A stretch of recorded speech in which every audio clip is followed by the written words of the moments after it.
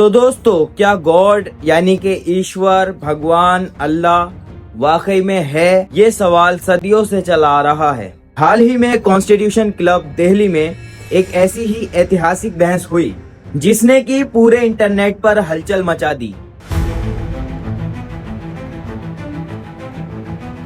इस बहस का पूरा विषय था डज गॉड एग्जिस्ट और इसे होस्ट किया था लल्लन टॉप के एडिटर सौरभ द्विवेदी ने। इस वीडियो में हम जानेंगे कि ये दोनों लोग कौन हैं और उनके बीच क्या तकरार हुई और 2 घंटे की डिबेट के बाद क्या निचोड़ निकला। तो सबसे पहले बात करते हैं जावेद अख्तर की। जावेद अख्तर देश के मशहूर शायर, स्क्रिप्ट राइटर और लिरिक्स कंपोजर हैं दोस्तों। मेरे सीने में एक हसास दिल है। वो एक खुले एथिस्ट हैं, यानी कि नास्तिक, जो खुदा को नहीं मानते हैं, यानी कि वो बिलीव करते हैं कि गॉड एग्जिस्ट ही नहीं करता है। वो सिर्फ लॉजिक और साइंस पर ही विश्वास रखते हैं दोस्तों।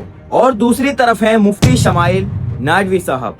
ये एक इस्लामिक स्कॉलर, एजुकेशन और वहियान फाउंडेशंस के फाउंडर हैं। इन्होंने दारुल उलूम नदवतुल उलूमा से तालीम हासिल की है दोस्तों। ये धर्म और खुदा के अस्तित्व को तर्क के साथ पेश करने की सलाहियत जानते हैं और इसी के साथ ये पहचाने भी जाते हैं।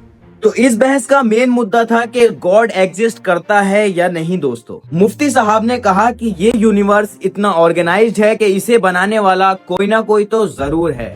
उन्होंने एक आर्ग्यूमेंट दिया कि साइंस सिर्फ फिजिकल रियलिटी को नाप सकती है दोस्तों, लेकिन खुदा को सिर्फ साइंस के तौल से नहीं नापा जा सकता है। उन्होंने कहा कि मेटल डिटेक्टर से जैसे एक प्लास्टिक को नहीं ढूंढ सकते, वैसे ही सिर्फ साइंस से खुदा को नहीं समझा जा सकता।